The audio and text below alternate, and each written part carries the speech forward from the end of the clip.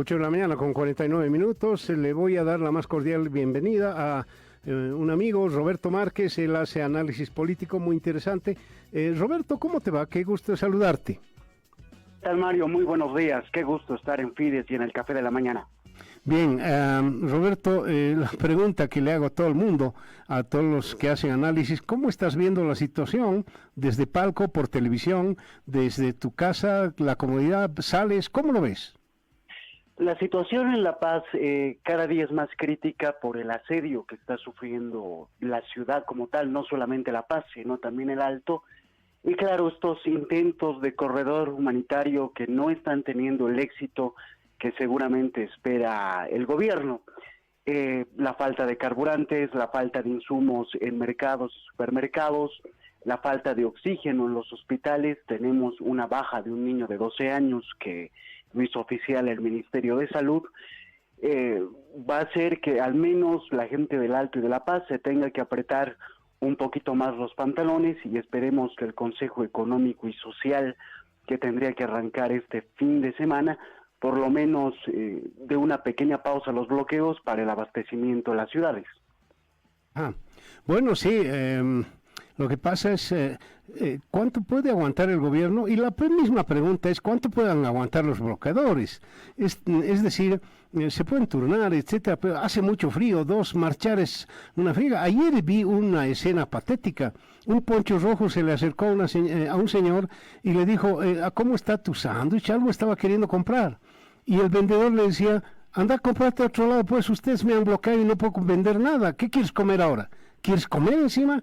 Y el otro poncho rojo no entendía, creo que le decía, qué raro, qué raro. Pero bien, el punto es que se debilita el gobierno, no tengo duda, la gente se desanima, pero también los bloqueadores, tengo la impresión que también tienen, qué sé yo, un límite, ¿o no?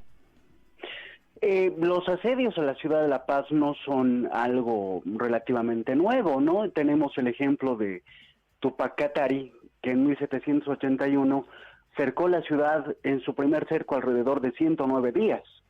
Entonces, esto también nos demuestra que las comunidades, al momento de hacer el asedio, el sitiar, el bloquear, el no dejar pasar y el no dejar hacer absolutamente nada, lo hacen con relevamientos. Esto también implica que el gobierno tiene que pensar muy bien qué caminos va a tomar, no solamente para los corredores humanitarios, sino para tratar de frenar el conflicto. Ahora, yo creo que uno de los problemas que hay desde el lado gubernamental es el no saber comunicar el tipo de resistencia que se está haciendo desde el gobierno, y obviamente va a terminar de colmar el estoicismo tanto del Alto como de La Paz. Y hemos visto grupos organizados de vecinos en la ciudad del Alto que están levantando bloqueos, y estamos viendo las marchas de resistencia de varios ciudadanos en la ciudad de La Paz como tal. Y este último escenario puede ser peligroso, ya que la violencia legítima la tiene como monopolio el Estado y no terceros, y podemos entrar a un escenario donde para impedir estos bloqueos que son ilegales de todo sentido, se los empiece a levantar con otras ilegalidades de parte de la ciudadanía que está en contra, y esto sería un ámbito incluso un poquito más complicado. Bien, el uso legítimo de la fuerza lo tiene el Estado, no hay duda, pero yo tengo la impresión que el gobierno de Paz Pereira o se está aguantando mucho o no sabe qué hacer, o prefiere el diálogo, digamos, románticamente. ¿Cómo ves el accionar del gobierno en este instante, en ese uso legítimo de la fuerza que le está exigiendo Santa Cruz? Por ejemplo, ayer en un cabildo le está pidiendo que haga uso de sus atribuciones para despejar las vías, y si no, pues ellos van a hacer algo. ¿Cómo ves esa actitud? Bueno, la resistencia pacífica que ejecuta el gobierno carece de explicación para la gran mayoría de la población, que muchos, incluido yo, a veces no entiendo qué es lo que quieren llevar a cabo. Se necesitan más voces que la del portavoz en defensa de las instituciones democráticas y explicar el actual choque que hay entre el autoritarismo y la defensa de las libertades. La lucha no violenta tiene sus fases y se pueden llegar incluso a extremos. Gandhi es un ejemplo de que muchas cosas no habría que hacerlas porque están muy bañadas de idealismo. Y yo creo que el gobierno no ha sabido posicionar la idea en la paz y a nivel nacional e incluso internacional del por qué no está actuando con violencia. Obviamente, este vacío narrativo que existe tanto desde los medios estatales, Bolivia TV, las radios, los periódicos y demás, han sido superados por otros actores, ¿no? Como Evo Morales, que tiene una gran palestra internacional, por el presidente de Colombia, Petro, que tuvo una metida de pata, etcétera, etcétera, etcétera, etcétera. Y esto obviamente nos coloca a la ciudadanía en ascuas. Más allá de que el bloqueo, el asedio y las marchas perjudican tanto a El Alto como a La Paz, por otra parte, la percepción de gran parte de la ciudadanía es que el gobierno tampoco hace nada. Y esto puede jugarle muy mal, no solamente a la imagen del gobierno, sino también a la del presidente. Y estos pedidos que hay de Santa Cruz y de otros departamentos para tomar acción, lo son debidamente a que ven que existe un conflicto, la crisis está en escalada y claro, no se ve accionar gubernamental como tal. Y aquí quiero colocar un punto que realmente me preocupa.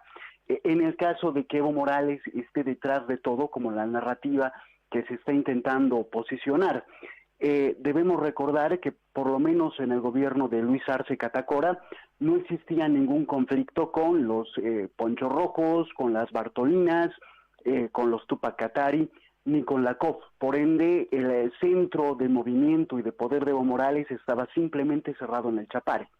Ahora el escenario parece que si Evo Morales está detrás de esto, ha logrado ganar territorio, ¿no? Hacer este cerco a la paz y el Chapare también como punto central. Si los cocaleros y Evo Morales ordenan un bloqueo en el Chapare, van a terminar no solamente de asfixiar a La Paz, sino también al eje central y al resto del país. Y claro está, como lo mencionabas al principio del programa, no sabemos a ciencia cierta por la velocidad de la información que hay, la cantidad de bloqueos que existen. No sabemos si son 36, si son 41, si han ido subiendo, si han ido bajando. Esto seguramente lo vamos a ver en las siguientes horas, pero vuelvo al punto. Uno de los mayores problemas que tiene el gobierno ahora es de comunicar las acciones que está tomando. Si las puede comunicar y posicionar en la mayor parte de la población, tanto paceños como alteños vamos a comprender que la resistencia pacífica tiene su lado positivo y que no le vamos a entregar a los violentos lo que ellos están buscando, que pueden ser diversas víctimas para que puedan regresar, tomar el poder o desestabilizar al gobierno.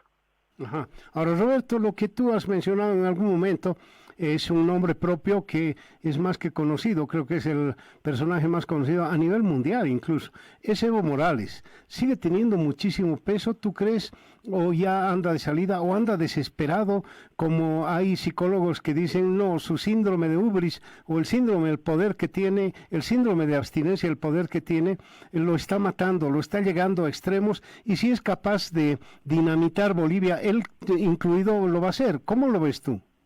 Dejar el poder es algo complicado, ¿no? Una de las frases icónicas de Gonzalo Sánchez de Lozada era que él dejaría de ser presidente, pero que Jimena, su esposa, no quería dejar de ser la primera dama. Y hay que comprender también cómo trabajan y cómo operan estas minorías que son altamente eficaces. Hace un par de días, en un boletín coyuntural, subí que en 1919 la Revolución Rusa se lleva a cabo por un grupo pequeño y minoritario que eran los bolcheviques, pero eran altamente radicalizados y tenían liderazgos conocidos y fuertes. Estaban ahí Lenin, Molotov y Trotsky, que son las cabezas que daban línea a este grupo radical y que de repente tomó el poder en San Petersburgo. Por suerte en el escenario boliviano tenemos liderazgos que no están encabezando absolutamente nada, el tema de Evo Morales, que no puede salir del Chapare, o el tema de Argollo, que está en la clandestinidad, o de este senador y que tiene un papel deplorable y altamente discutible, que es el señor Nilton Condori. Más allá de las protestas que hay en la calle, que lo único que quieren es golpear la imagen gubernamental, no hay un bloque cohesionado con un liderazgo firme, y esto es una ventaja para el gobierno. El problema es que el gobierno no sabe comunicar esto. Entonces, habrá que esperar y obviamente hay que hacer la contención comunicacional correspondiente para que Evo Morales no siga teniendo ese peso que tiene a nivel internacional más allá del interno. Puede que a mucha gente dentro del país no le gusten lo que dice Evo Morales, pero afuera todavía sigue siendo un líder reputado porque se ha sabido vender su imagen como el primer indígena presidente de Bolivia, olvidándonos, por ejemplo, del mariscal Andrés de Santa Cruz. Entonces, ese es el papel en el cual tanto los equipos de gobierno en el tema comunicacional tienen que empezar a sopesar.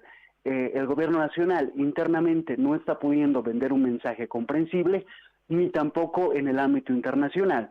Y esto también posiblemente tenga que ver por la falta de embajadores nombrados, cónsules y demás, que te hagan el contrapeso sobre la situación que está pasando en Bolivia en el exterior como tal.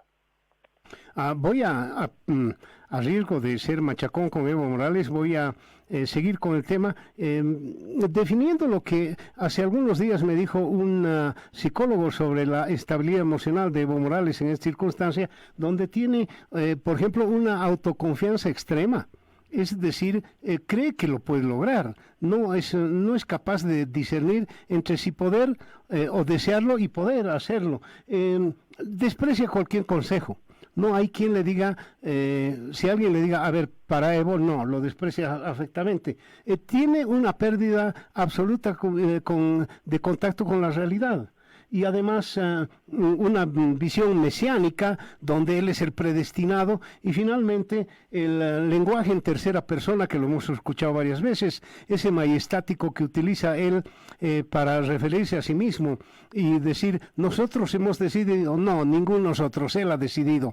Y esa visión que en tercera persona para referirse él, el Evo Morales pues se refiere a sí mismo. Todas estas cosas lo llevan a una cosa así y ya está desequilibrado el hombre. Bueno, independientemente de los desequilibrios que pueda tener e incluso algunos rasgos de psicopatía como varios otros líderes dentro del nazismo, por colocar como ejemplos, independientemente de aquello hay que ver la venta de la imagen de la persona como tal. Creo que tenemos un ejemplo que es extremadamente bueno y que creo que nos puede servir para entender incluso nuestra realidad y de cómo se vende la imagen de Evo Morales, no solamente a sus bases radicales, sino al mundo, que es el tema de la propaganda en Corea del Norte. Entonces, estas cosas hay que saberlas sopesar, porque aparte de los rasgos psicológicos, también debemos entender de que la política, al ser un juego de ingenio, siempre termina premiando a los que actúan con rapidez y en el momento preciso. ¿Y a qué hago referencia? Hace bastante tiempo recuerdo que tomamos un café con Oscar Id Franco y él tiene una frase que es espectacular. En política existen dos tipos de personas, los rápidos y los muertos, y siempre hay que estar del lado de los primeros. Entonces, como la política implica ingenio, planificación, negociación, avance, retroceso, cierto tipo de pérdidas, Evo Morales seguramente anda muy confiado sobre las capacidades que tiene y obviamente las bases fuertes que todavía consolida, que aunque sean una minoría, tienen la capacidad de cercar una ciudad o posiblemente de cerrar el paso del eje troncal del país. Bien, Roberto, no sabes cómo te agradezco tu participación aquí en el Café de la Mañana. Gracias, voy a estar llamándote más a menudo. Un abrazo grande, ¿eh? Claro que sí, Mario, y saludar a toda tu audiencia. Bien, vámonos a la pausa.